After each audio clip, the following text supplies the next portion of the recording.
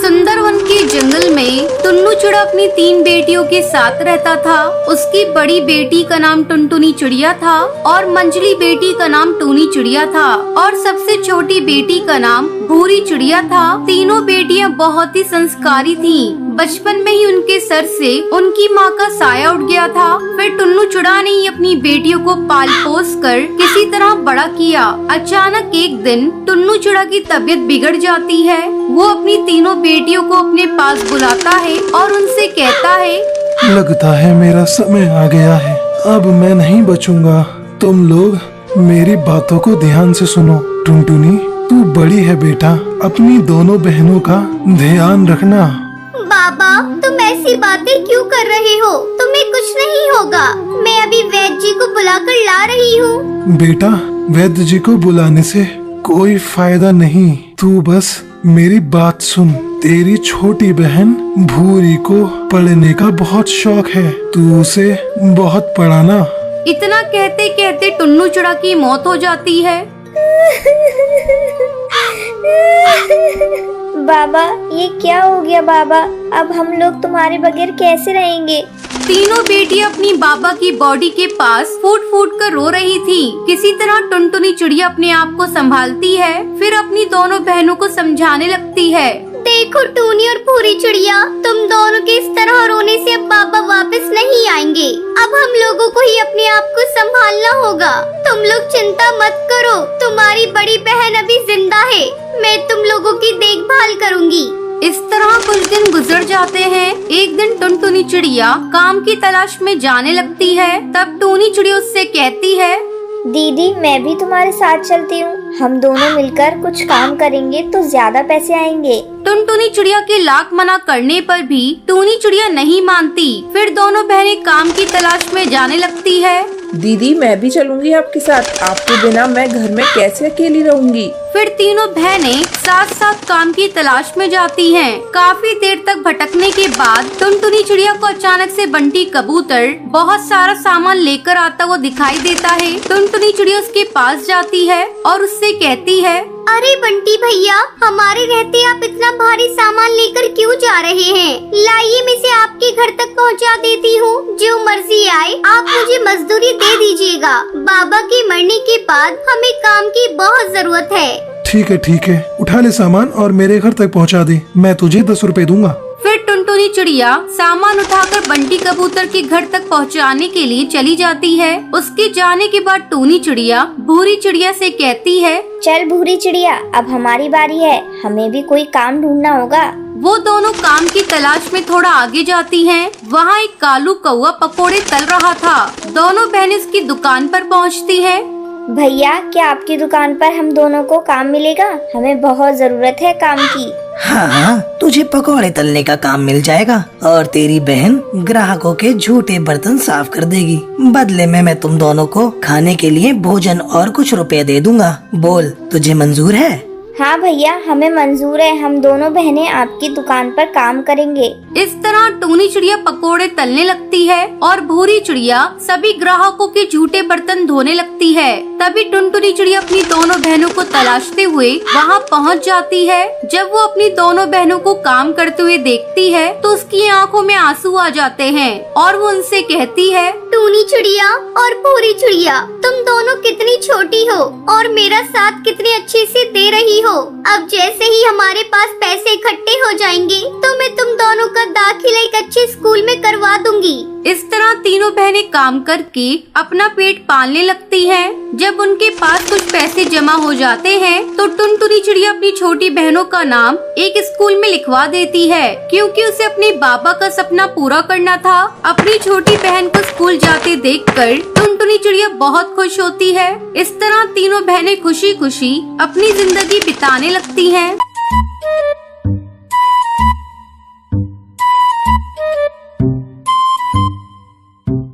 सुंदरवन जंगल में टुनटुनी चिड़िया अपने पति बंटी कबूतर के साथ खुशी खुशी दिन गुजार रही थी। टुनटुनी और बंटी कबूतर ने प्रेम विवाह किया था। टुनटुनी की सास टूनी चिड़िया अपने गांव में रहती थी। एक दिन वो बिना खबर किए टुनटुनी के घर आ जाती है। अपनी सास को देखकर टुनटुनी कहती है, अरे माँ जी, आप कौन है? बहू, तूने मुझे पहचाना नहीं? मैं तेरी सास हूँ। आप तो बिना खबर के यहाँ आ गई। बहू, ये तुम कैसी बातें कर रही हो? अपने बेटे के घर आने के लिए मुझे खबर देनी होगी। लगता है मेरे आने से तू खुश नहीं है। अरे नहीं माँ जी, आपके आने से तो मैं बहुत खुश हूँ। बहू, अब तू खुश रहे या नाराज, मैं तो कुछ दिन तक यहीं रहूंगी और मैं गांव तभी वापस जाऊंगी जब तू माँ बन जाएगी। अब जल्दी से तू मुझे पोते का सुख दे दे। अरे माँ जी, आप तो अभी अभी आई हैं और अभी से पोते की रट लगाने लगी। अभी आप आराम कीजिए, मैं आपके लिए चाय बना कर लाती हूँ। इतना कहकर टुनटुनी चिड़िया चाय बनाने के लिए चली जाती है। चाय बनाते समय टुनटुनी चिड़िया सोच रही थी कि कैसे वो उस मुसीबत से छुटकारा पाएगी। तभी उसका पति बंटी कबूतर वहाँ आ जाता है। सुनो जी, अपनी माँ को गांव वापस भेज दो। अगर माँ जी कुछ दिनों के लिए यहाँ रुक गई तो मेरा जीना हराम कर देंगी। तुम्हें पता है, जब से आई है तब से पोते की रट लगा रही है। तो इसमें बुराई क्या है? अपनी शादी को हुए कई महीने गुजर गए हैं, आखिर तुम्हें माँ बनने में क्या हर्ज है? तुम कान खोलकर सुन लो जी, मैं अभी माँ बनकर अपना फिगर खराब करना नहीं चाहती। तो तुम भी कान खोलकर सुन लो, अगर तुम माँ नहीं बनोगी तो मैं तुम्हें छोड़कर दूसरी शादी कर लूंगा। मेरी माँ ही नहीं, अब मैं भी चाहता हूँ कि मेरा बच्चा हो। अपने पति का गुस्सा देखकर टुनटुनी उससे कुछ नहीं कहती और अपने कमरे में चुपचाप चली जाती है। तभी टुनटुनी की सहेली मीठी तोती का फोन आता है। टुनटुनी उदास मन से उससे बातें करने लगती है। अरे टुनटुनी, आज तेरी आवाज को क्या हुआ? लग रहा है तू रो रही है। क्या बात है, तू मुझे बता, शायद मैं तेरी कोई मदद कर सकूं। क्या बताऊं मीठी, मेरी सास आई है, उसने मेरा जीना हराम कर रखा है। उन्हें पोता चाहिए और मैं अभी माँ बनना नहीं चाहती। मैं क्या करूं, कुछ समझ में नहीं आ रहा है। बस इतनी सी बात, तू झूठ मूठ की प्रेग्नेंट हो जा। कुछ दिनों बाद मैं तुझे एक अंडा ला कर दूंगी और तू अपनी सास को बता देना कि ये अंडा तूने दिया है। कुछ दिनों में उस अंडे से बच्चा बाहर आ जाएगा। इस तरह तू माँ भी बन जाएगी और तेरा फिगर भी खराब नहीं होगा। चल अब फोन रख। टुनटुनी फोन रख देती है और खुशी खुशी अपने कामों में जुट जाती है। इस तरह कुछ दिन गुजर जाते हैं। एक दिन टुनटुनी अपने पति बंटी कबूतर से कहती है, लगता है भगवान ने आपकी सुन ली, मैं प्रेग्नेंट हो गई। ये सुनकर बंटी कबूतर और उसकी सास दोनों खुश हो जाते हैं। एक सप्ताह बाद मीठी तोती टुनटुनी को एक अंडा लाकर देती है। टुनटुनी झट से उस अंडे को छुपा लेती है। फिर मीठी तोती वहाँ से चली जाती है। कुछ देर बाद टुनटुनी चिल्लाकर कहती है, माँ जी, ये देखिए, मैंने कितना सुंदर अंडा दिया है। बस अब कुछ ही दिनों में इससे बच्चा बाहर आ जाएगा और आपको दादी कहकर पुकारेगा। टूनी चिड़िया उस अंडे को देखकर खुश हो जाती है। उसे क्या पता था कि टुनटुनी चिड़िया ने झूठ बोला है। कुछ दिनों बाद उस अंडे से कौवे का बच्चा बाहर आता है और टुनटुनी की पोल खुल जाती है। ये देखकर टूनी चिड़िया कहती है, अरे देख तो बंटी, तेरी पत्नी ने क्या कारनामा किया है। ये तो अपना फिगर बचाने के लिए एक कौवी का अंडा ले आई। राम राम राम राम, इसे भगवान का जरा भी डर नहीं है। फिर टुनटुनी अपनी सास और अपने पति से माफी मांगती है और उन्हें बताती है कि उसने झूठा प्रेग्नेंट होने का नाटक किया था। लेकिन बंटी कबूतर उसे माफ नहीं करता और उसे धक्के मारकर घर से बाहर निकाल देता है। टुनटुनी अपनी गलती पर पछता रही थी। वो कौवे के बच्चे को उसकी माँ के पास पहुँचा देती है। फिर अपना एक अलग घोंसला बनाकर उसमें रहने लगती है। इस तरह कई दिन गुजर जाते हैं। एक दिन टुनटुनी चिड़िया बंटी कबूतर को फोन करती है और रोते हुए उससे कहती है,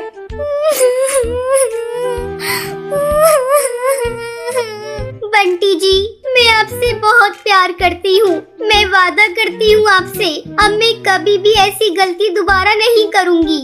ये सब सुनकर बंटी कबूतर टुनटुनी चिड़िया को माफ कर देता है। फिर टुनटुनी चिड़िया खुशी खुशी अपने पति के साथ रहने लगती है। सुंदरवन जंगल में कड़कनाथ नाम का एक कौवा रहता था। किसी बीमारी की वजह से जिंदगी के आखिरी वक्त से गुजर रहा था। कड़कनाथ अपने खानदान का अकेला कौवा है जिसके घर में 2 नौकर हैं, टुनटुनी और बंटी कबूतर। कड़कनाथ सेठ को अब इस बात का एहसास हो गया है कि उसने जंगल के पक्षियों से बेईमानी कर जो पैसे कमाए हैं वो उसके काम नहीं आए। मरने के बाद उसकी सारी दौलत रिश्तेदारों के हाथ लग जाएगी। इससे भी उसको कोई फायदा नहीं था। कड़कनाथ सेठ की आखिरी ख्वाहिश ये है कि ये दौलत उसकी रूह की आजादी की वजह बने। इसके लिए कड़कनाथ सेठ टुनटुनी और बंटी कबूतर को बुलाता है और उनसे कहता है, बंटी कबूतर, टुनटुनी, तुम दोनों मेरे वफादार नौकर हो।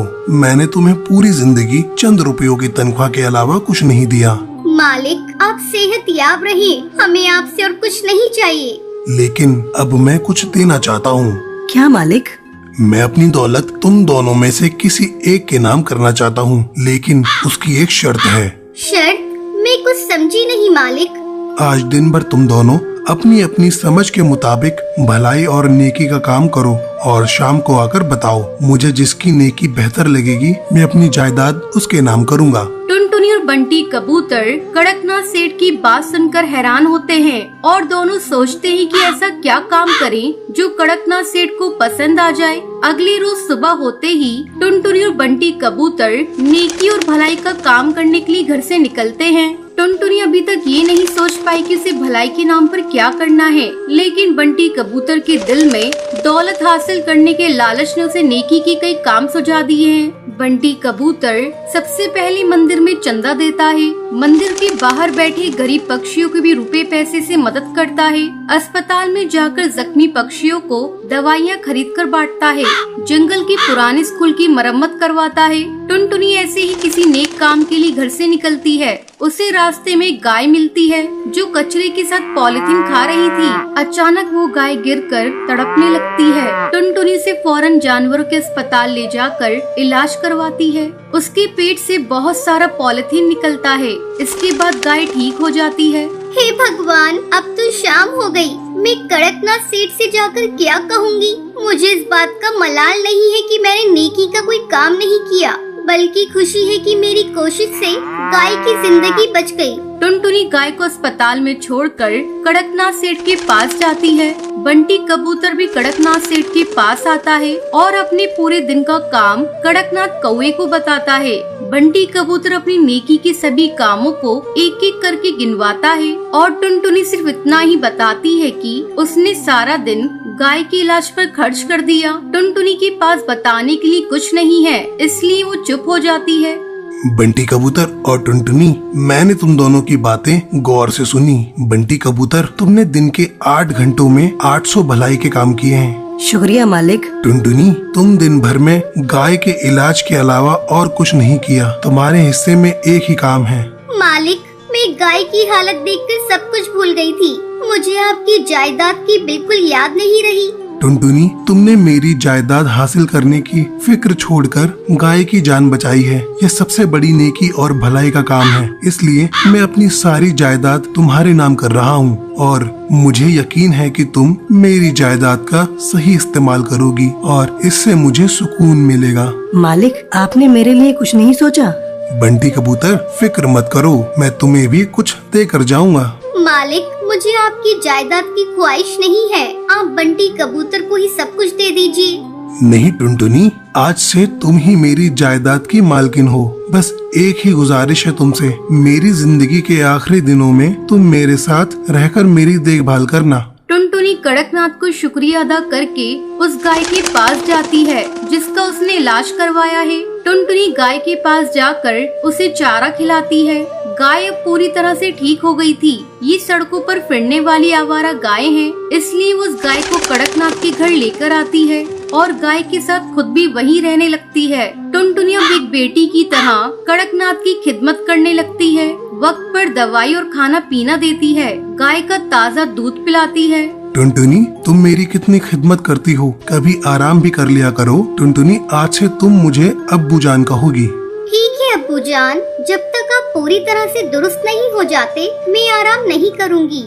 टुनटुनी की खिदमत के सामने यमराज को भी झुकना पड़ा और कुछ ही रोज में कड़कनाथ बीमारी को शिकस्त देकर सेहतयाब हो जाता है। टुनटुनी बेटी, अब तो डॉक्टर ने भी कह दिया है कि मेरी पूरी तरह सेहत दुरुस्त है। यह तुम्हारी वजह से मुमकिन हुआ है। नहीं अब्बू जान, आपके दुरुस्त होने में दवाइयों के साथ गाय के दूध का भी करिश्मा है। हाँ बेटी, गाय के दूध ने मेरे जैसे बीमार के लिए जड़ी बूटी का काम किया है, बेजान जिस्म में जान डाल दी है। हाँ अब्बू, जब एक गाय ये करिश्मा कर सकती है तो हजारों लाखों गाय इस मुल्क को बदल सकती है। टुनटुनी, गाय हमारे लिए ऊपर वाले की नेमत है। आज से हम अपनी जिंदगी और दौलत गायों की खिदमत में लगाएंगे। कड़कनाथ सेठ और टुनटुनी मिलकर गाय की खिदमत को ही अपनी जिंदगी बना लेते हैं।